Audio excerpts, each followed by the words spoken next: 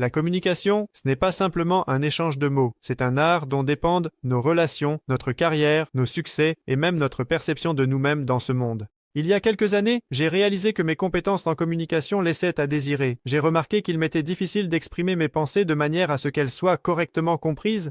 Il était encore plus difficile de résoudre des conflits ou de discuter de sujets controversés sans transformer la conversation en bataille. Et alors, j'ai décidé d'étudier cette question plus en profondeur. En quelques années, j'ai lu plus de 50 livres sur la communication et au cours de l'apprentissage, j'ai remarqué d'importantes régularités et découvert des principes simples mais efficaces. Aujourd'hui, je veux partager avec vous les leçons les plus marquantes qui sont restées avec moi après ma lecture. Ces leçons m'ont aidé à améliorer mes relations personnelles et professionnelles. Ils ont rendu mes conversations plus productives et mes conflits moins fréquents. J'espère qu'ils vous aideront aussi. Abonnez-vous à la chaîne YouTube, mettez des likes et écrivez des commentaires sur le sujet à aborder dans la prochaine vidéo. La leçon la plus simple et en même temps la plus importante que j'ai tirée est que la communication commence par la capacité d'écouter, mais ce n'est pas simplement un processus où vous restez silencieux pendant que l'autre personne parle. C'est une participation active à la conversation, même si vous ne dites rien. Souvent, dans les conversations, nous sommes tellement occupés à préparer notre propre réponse que nous cessons vraiment d'écouter notre interlocuteur. De nombreux auteurs soulignent ce problème. Par exemple, dans le livre How to Win Friends and Influence People, Dale Carnegie nous enseigne que si vous voulez établir une relation solide avec quelqu'un, vous devez apprendre à ne pas parler, mais à écouter. Et pas seulement écouter, mais à manifester un intérêt authentique pour ce que dit l'autre personne. Carnegie donne de nombreux exemples de la manière dont des orateurs populaires et des leaders réussis ont construit leur réputation sur leur capacité à écouter attentivement. Il écrit que si vous voulez vraiment plaire aux gens, vous devez devenir un bon auditeur. Cela ne demande pas d'efforts particuliers, mais le résultat peut être étonnant. Imaginez à quel point il est agréable de communiquer avec une personne qui s'intéresse à vos pensées et à vos sentiments, et non seulement qui attend le moment de placer les siens. Lorsque j'ai commencé à appliquer ce principe dans ma vie, j'ai remarqué que mes conversations devenaient plus profondes. Les gens ont commencé à partager avec moi leurs émotions, à me faire plus confiance. Cela a également changé ma perception de la communication. Auparavant, je pensais qu'il fallait parler intelligemment et beaucoup. Maintenant, j'ai compris que la force de la communication réside dans la capacité à laisser l'autre s'exprimer. Alors, ma question pour vous est la suivante. À quelle fréquence écoutez-vous vraiment vos interlocuteurs ? Pourrez-vous, la prochaine fois que vous parlerez à quelqu'un, vous concentrer entièrement sur ces mots? Lorsque nous commençons à écouter, la prochaine étape naturelle dans la conversation devient la capacité de poser des questions. La question n'est pas simplement un moyen de clarifier quelque chose, c'est un puissant outil qui aide à révéler la profondeur de la pensée et permet à une personne de mieux se comprendre elle-même. Les questions ouvrent un espace de réflexion, créent un moment de prise de conscience lorsque l'interlocuteur commence à analyser ses réponses. Dans le livre « Leadership et nouvelles pensées », John Maxwell examine en détail l'importance des questions.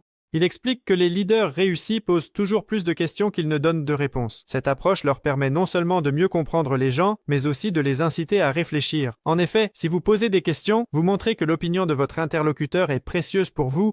Par exemple, au lieu de défendre immédiatement votre point de vue lors d'un débat, posez une simple question. Pourquoi penses-tu cela? Cette question non seulement détend l'atmosphère, mais elle t'aide aussi à mieux comprendre la motivation de la personne. Elle ouvre également la possibilité d'un dialogue, et non d'un monologue. Et cela rend la communication plus significative. De plus, les questions donnent à la personne l'occasion d'exprimer ses pensées. Très souvent, même dans les conversations quotidiennes, les gens ne trouvent pas l'occasion de s'exprimer. Nous avons l'habitude de parler de nous-mêmes et de nos émotions en oubliant que les autres ont aussi besoin de soutien. Essayez lors de votre prochaine rencontre avec des amis de poser une question ouverte, par exemple « Qu'est-ce qui t'inspire ces derniers temps ?» ou « Qu'est-ce que tu as appris de nouveau sur toi-même ?» De telles questions enrichissent non seulement la conversation, mais aident également votre interlocuteur à se sentir important et nécessaire. Une autre découverte importante que j'ai faite est que notre communication ne se limite pas toujours aux mots. La communication non verbale est ce que nous transmettons par notre corps, nos expressions faciales, nos gestes et même notre regard. Il est important de comprendre que les gens prêtent attention non seulement à ce que vous dites, mais aussi à la manière dont vous le faites. Alan Pease, auteur du livre « Le langage du corps », affirme que plus de 90% des informations dans la communication sont transmises par des signaux non-verbaux. Si vous dites que vous soutenez votre interlocuteur, mais que vous croisez les bras sur votre poitrine et ne le regardez pas dans les yeux, vos mots perdront leur force.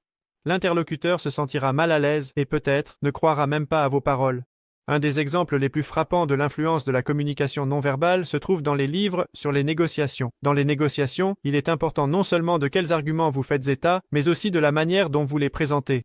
Les gestes, l'intonation, la posture, tout cela influence l'issue des négociations. Par exemple, une posture ouverte avec un regard direct démontre de la confiance. En revanche, de petits gestes comme taper des doigts ou mordre ses lèvres trahissent la nervosité et le manque de confiance. Un jour au travail, J'ai remarqué que mon collègue détournait toujours le regard sur le côté et croisait les bras pendant les discussions importantes. Cela sapait son autorité aux yeux des autres, même s'il disait des choses avec assurance. Après avoir lu plusieurs livres sur la communication non verbale, nous en avons parlé, et il a commencé à travailler sur sa posture et son langage corporel. Cela a littéralement changé sa présence au sein du groupe, les gens ont commencé à prêter plus attention à son avis. Donc, nous savons écouter, poser des questions et surveiller notre langage corporel. Comment relier toutes ces compétences en un tout cohérent? Réponse: l'empathie. C'est la capacité de comprendre et de ressentir ce que vit une autre personne. Sans empathie, tous nos efforts en communication peuvent s'avérer inutiles. Dans le livre « L'intelligence émotionnelle », Daniel Goleman explique que l'empathie n'est pas seulement la capacité de reconnaître les émotions des autres, mais aussi un outil qui aide à établir des relations plus profondes et de confiance. Lorsque nous faisons preuve d'empathie, nous montrons à l'autre personne que ses sentiments sont importants. Cela crée un espace pour un dialogue ouvert et honnête. Par exemple, imaginez que votre ami traverse une période difficile au travail. Au lieu de donner immédiatement des conseils ou d'essayer de proposer une solution, écoutez-le simplement et dites « Je comprends que cela peut être très difficile pour toi ». Ces simples mots peuvent avoir une énorme signification. Ils montrent que vous êtes de son côté. Et ses sentiments n'ont pas été ignorés. Mais l'empathie ne se limite pas aux mots. C'est aussi la capacité d'observer comment une personne se comporte et de s'adapter à son état émotionnel.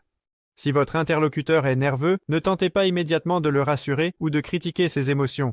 Essayez de comprendre d'où vient ce sentiment et laissez-lui de l'espace pour s'exprimer. L'empathie est impossible sans sincérité. Tous les livres que j'ai lus soulignent l'importance d'être authentique dans la communication. Les gens ressentent toujours quand vous êtes sincère et quand vous essayez de manipuler ou de jouer un rôle. C'est là le paradoxe de la communication. Pour réussir dans la communication, vous devez non seulement apprendre certaines techniques, mais aussi être vous-même. Mark Manson, dans son livre « L'art subtil de s'en foutre », explique que la sincérité est la clé des véritables relations. Si vous voulez que les gens vous fassent confiance, commencez par dire la vérité, même si elle n'est pas toujours confortable. L'authenticité attire, car elle est rare dans un monde où tout le monde essaie de paraître meilleur qu'il n'est en réalité. Cependant, la sincérité ne signifie pas brutalité, elle consiste à savoir exprimer ses pensées de manière à ne pas blesser l'autre personne. Enfin, l'un des outils les plus puissants dans la communication est le silence. À première vue, cela semble contradictoire. Comment le silence peut-il aider dans une conversation? Cependant, les pauses nous donnent le temps de réfléchir et permettent à notre interlocuteur de mieux percevoir ce qui a été dit. Lorsque je lisais le livre de Chris Voss, Never Split the Difference, ancien négociateur du FBI, j'ai été frappé par l'importance des pauses dans les négociations. Il a écrit que parfois, lorsque la situation s'intensifie, le silence peut devenir l'argument le plus puissant. Une pause amène l'autre personne à réfléchir, tandis que vous prenez le temps de rassembler vos pensées. Le silence, étrangement, dit parfois plus que n'importe quel mot. L'utilisation de pauses dans les conversations aide à éviter des décisions et des réactions impulsives. Cela est particulièrement utile dans des situations tendues où il est important de ne pas commettre d'erreurs ou de dire des mots sous le coup de l'émotion. Les pauses permettent de plonger plus profondément dans le cœur de la conversation et de percevoir l'information à un niveau plus profond. Après avoir lu de nombreux livres sur la communication, j'ai compris une chose. Il est important non seulement de connaître la théorie, mais aussi de l'appliquer dans la pratique. Les compétences en communication se développent avec l'expérience. Vous ne deviendrez pas un maître de la communication simplement en lisant des dizaines de livres, mais en appliquant ces connaissances chaque jour, vous pourrez atteindre des résultats étonnants. Alors, comment pouvez-vous utiliser toutes ces connaissances dans votre vie? Essayez de commencer par une compétence, comme l'écoute consciente ou le fait de poser des questions. Essayez et peut-être, vous verrez comment votre communication devient plus profonde et productive. N'oubliez pas de partager vos pensées dans les commentaires et de raconter comment ces principes vous ont aidé dans vos échanges. N'oubliez pas non plus de liker et de vous abonner à la chaîne. À bientôt!